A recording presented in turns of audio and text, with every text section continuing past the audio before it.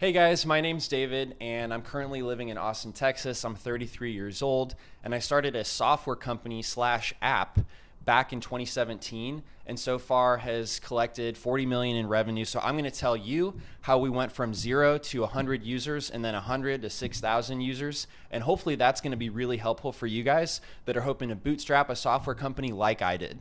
So back in the day in 2016, so rewind just a little bit, I was very interested in real estate investing. I wasn't even setting out to build an app or anything really. It was more about, hey, I kind of want to retire early, and it seems like passive income would be a really useful thing to do that. Now, I knew that retirement for me wasn't going to be like chilling at the beach, but if I wanted to, sometimes that was really important. I noticed somebody in my city who had 5 rental properties. And I was like, hey, why do you have 5 rental properties instead of investing in stocks? And he said something that changed my life, and I still think about it to this day, even though he really had no idea that it had that impact on me, was that if you buy a cash flowing rental property and you manage it correctly, the stock market will go up and down, but the rental property will always generate passive income. And so if you buy it right and you manage it well, it's like keys to unlocking financial freedom, retiring, doing whatever you want. And so I set on a mission to find one of those rentals. Now, unfortunately, the properties that were listed for sale, I was trying to see if they would cash flow, meaning like after I pay the mortgage, they would actually give me money that I could use to reinvest and to live off of. I didn't find anything, so I went to a real estate meetup, and everybody's advice was like, go look for a property that looks run down. So I did that, but I was just writing down addresses and I didn't actually like follow up, right? I was supposed to do what was really hard, which is like send them a letter and then communicate with them, the owners of these rundown properties. Because the idea was that if it's run down, you could buy it at a discount, fix it up, and get such a great deal that it is a cash flowing rental property.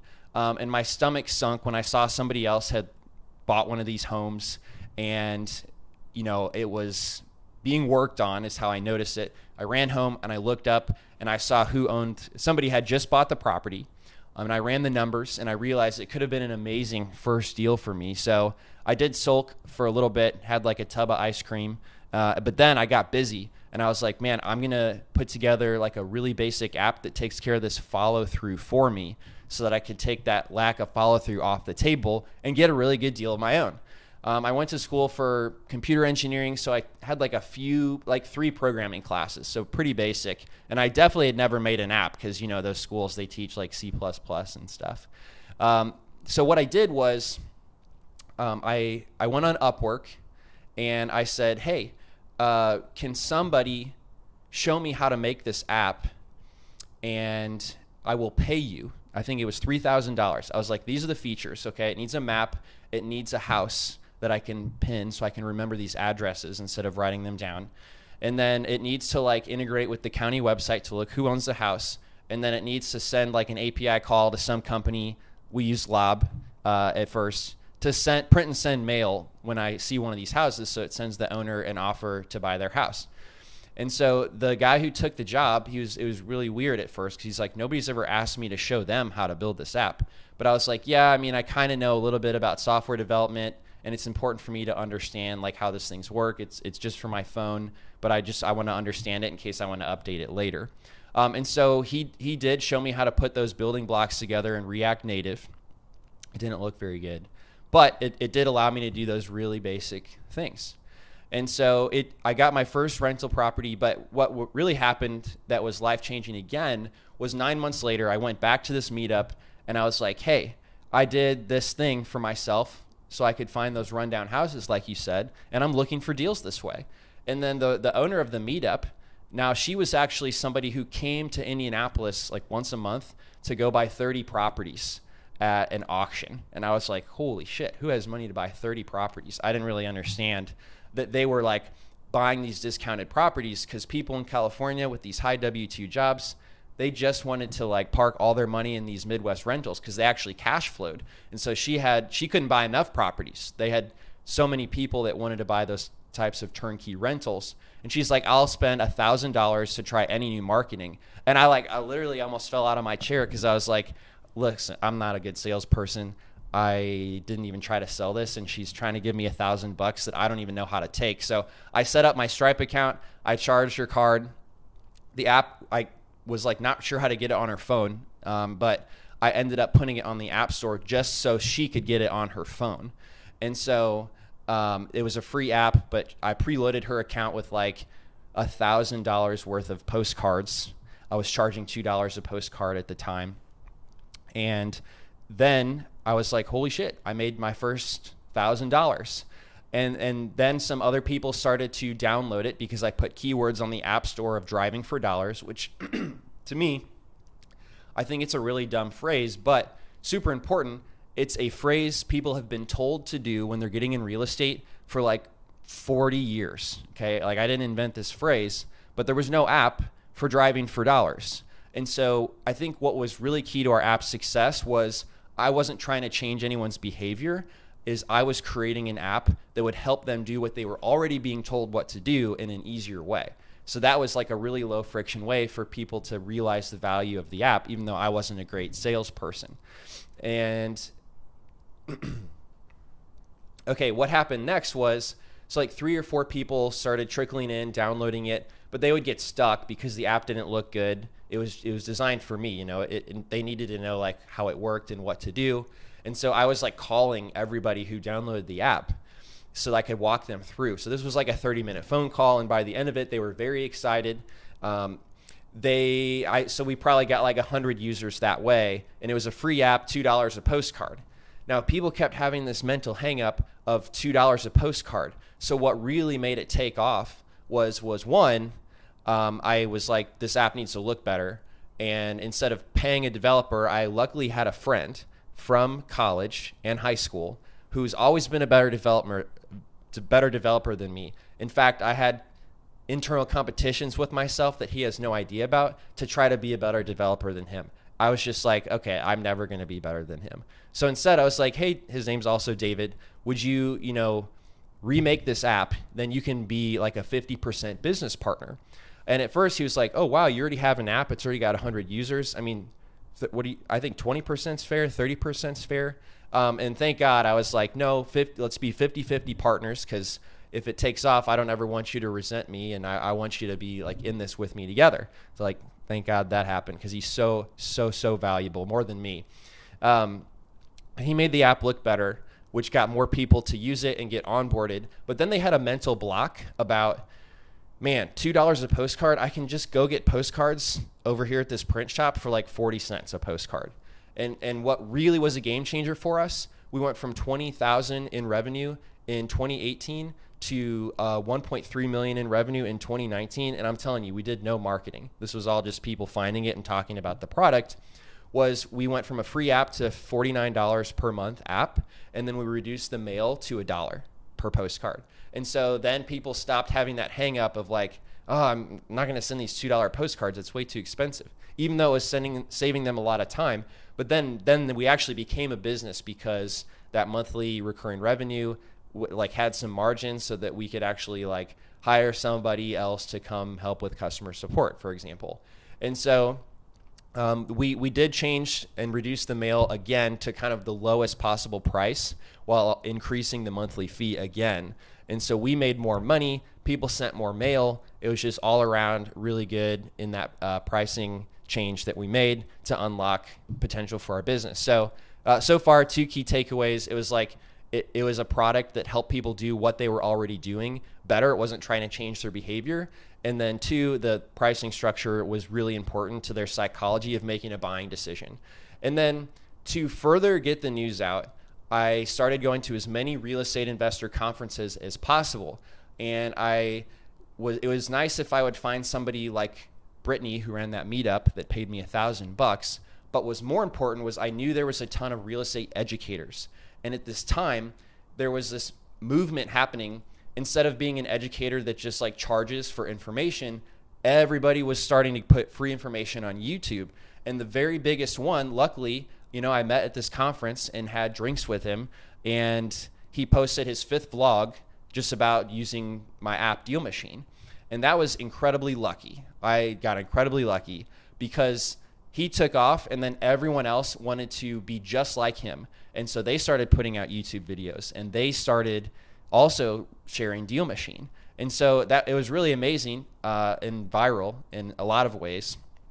And then I was like, oh, shoot, you know, if somebody else with money came in, they could probably start paying all these YouTubers, and then the attention would go away from us. And that did happen. Luckily, though, before it happened, I actually was like, hey, I'm going to pay you guys. I'm going to pay you guys 25% of the monthly revenue. And so then we started our affiliate program. And so we got all the way up to where we were at now because of just word of mouth and affiliate marketing. And so I'm really, really thankful for that. Very lucky it was a product that was well timed. And I think the 3 big takeaways would be make somebody's current behavior a lot easier instead of trying to change their behavior, and play with your pricing structure, do A/B testing on that to see how that affects things. And then the third way is consider people that have an audience that you want to reach and offer to pay them for actually promoting your product in front of their audience, and see how that goes. Thank you for coming, David. You're welcome. I'm excited to have you. I've heard the longer version of the story before, but it was cool to hear more specifically focused on like growth and product development. Mm-hmm. I'd be super curious to sort of start by getting a better sense of like timeline.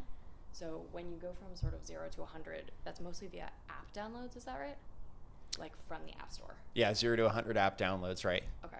And then for that, were you just not doing any marketing other than like keyword search? No.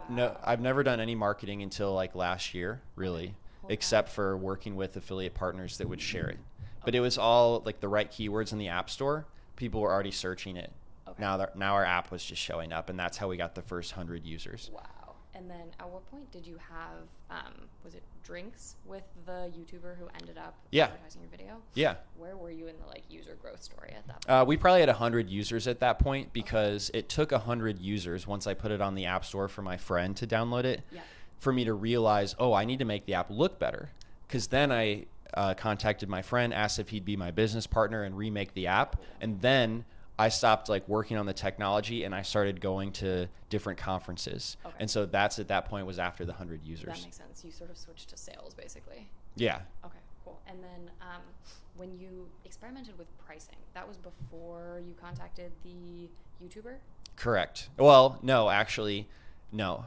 We did not experiment with the pricing until we had done like 20,000 in revenue. So, you know, he had posted the app when it was free. Okay. His first vlog was whenever it was free. Okay. Yep. And you didn't pay him at all at that point? We didn't pay him at all, but it cost $2 a postcard. So we still were getting revenue, and that had like, you know, 70% margin, I would say, on what it cost us to send a postcard. Totally. Okay.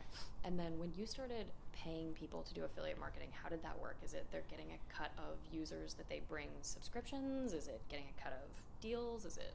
Yeah. So they refer people to us with like a special link that we cookie and then remember if they actually buy. Nice. Or a promo code, either one. And so, yeah, they would actually get paid for a percentage of the subscription revenue. Now that our mail is so low and we don't really have any margin on the mail, we don't pay a portion of that revenue, but it's just like the core monthly subscription revenue.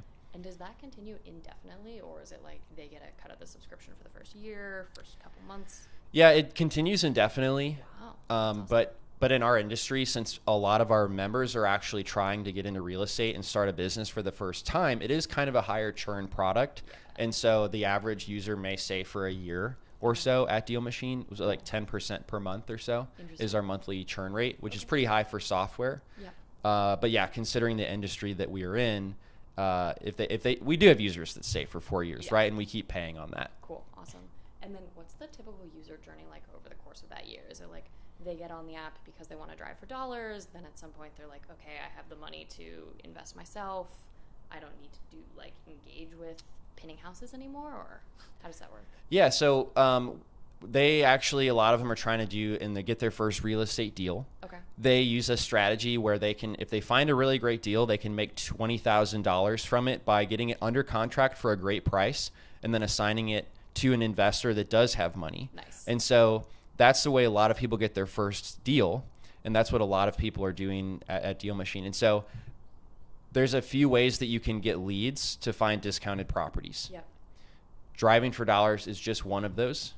And if you have more time than money, it's the best strategy because it's actually the most time intensive. Totally. And then you spend less on marketing because it's such like a niche list of rundown properties, and you can't really just buy a list of properties that look rundown. Yeah, you've got to go create the list. And so that's why a lot of our members are beginners, but we do have like some more advanced people that pay $3,000 a year to have 300 drivers, and then they can hire drivers to go do that type of driving for them.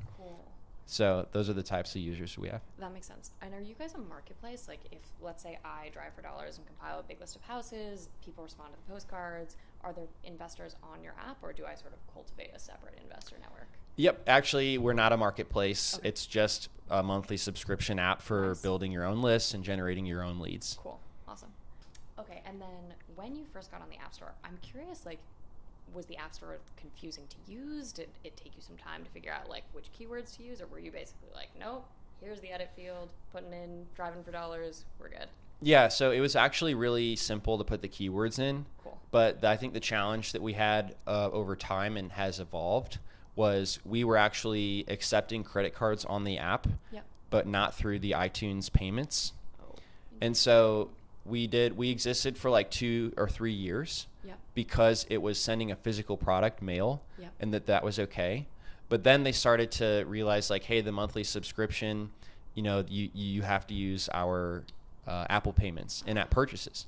And so that would actually take 30%, payment processing fee when you do in-app purchases. Okay. And then it was also going to add complication because it's like, well, some people sign up on our website and some people do in-app purchases. Yeah. And now that's a really big pain for a small company to manage the metrics from both of those and actually know what's going on and who's paying how. And so what we did was we took all ability to sign up on the app and just put it on the website. And then we used the Netflix app as an example. They don't let you sign up for Netflix, but you also can't send somebody to your website. Yeah. Either. So, but what we put was, we're here to help. We know you can't sign up here. That's a hassle. Go and come back and then start investing in real estate deals. And so that was passable. We use like the same language from the Netflix app. Okay. So then like if they're paying attention, like they know to just go to the website. Yeah. And it wasn't too big of a deal for us either because most people were coming to us from those referral partners. Yeah. And so the referral partners could always just tell them to go a certain place. Yeah.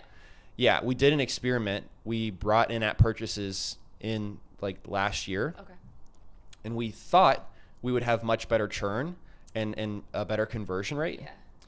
But it was like not the case.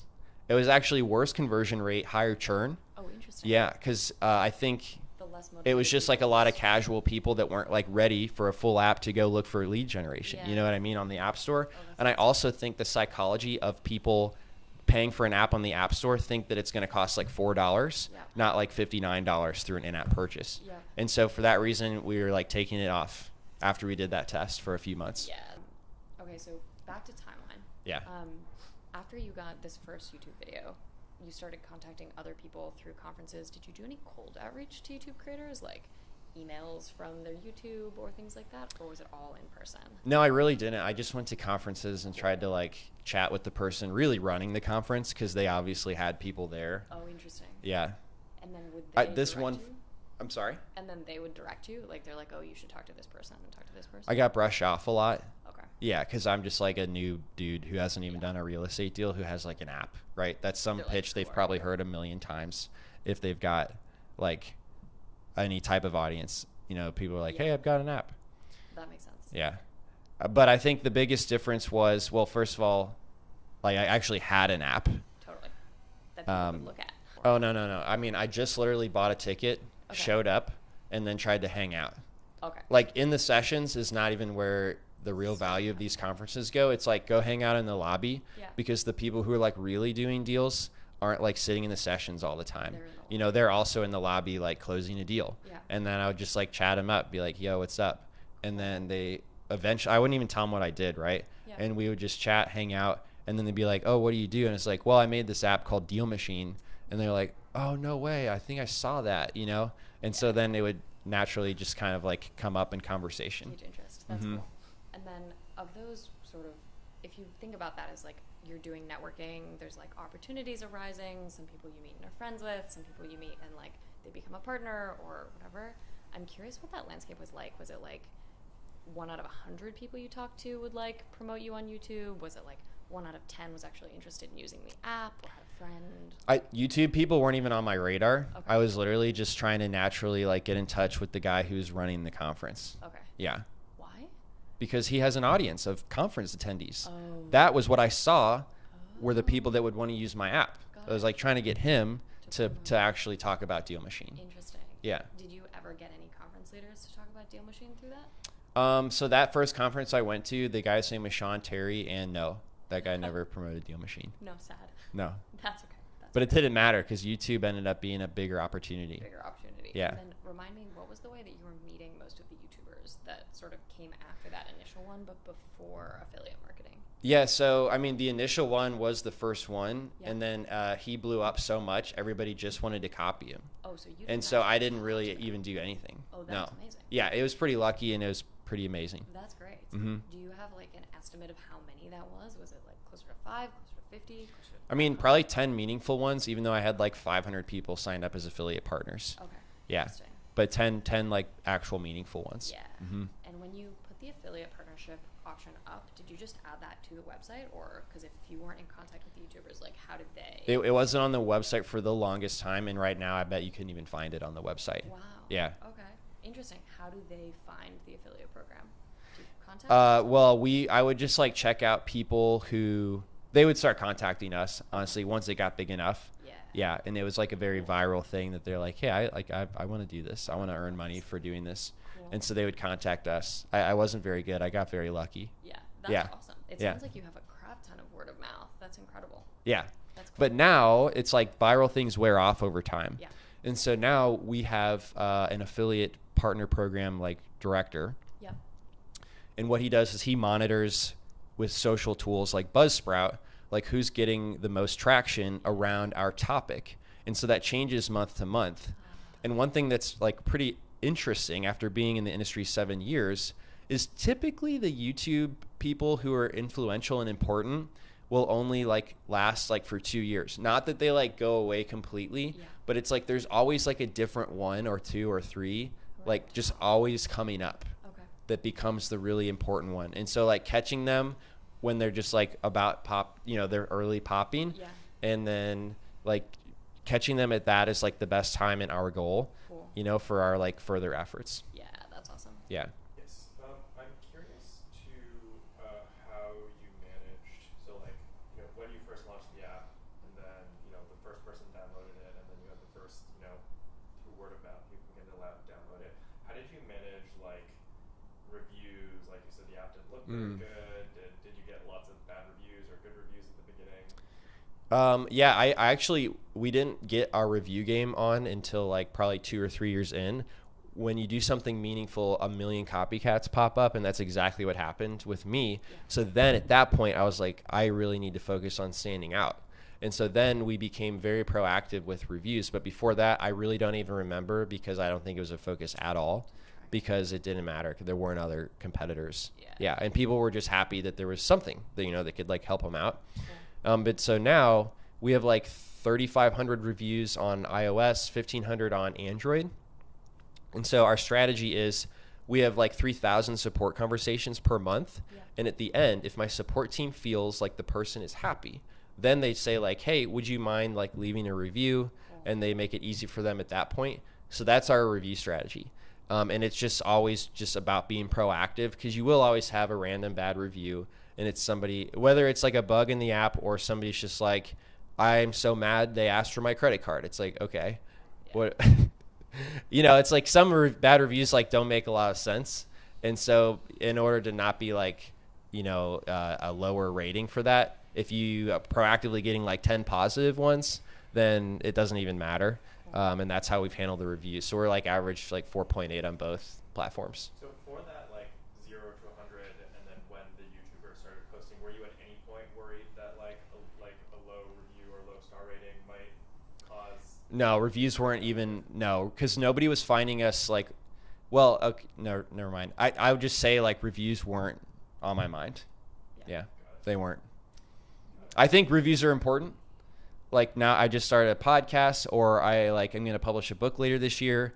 And I think both of those marketing strategies that I looked for focus on getting 100 reviews on Amazon for your book in the first week, or getting 100 reviews on iTunes, Apple Podcasts, like in the first week if you can. Yeah, so I think reviews are really important, but I'm just saying 7 years ago, like I wasn't focused on reviews. Yeah.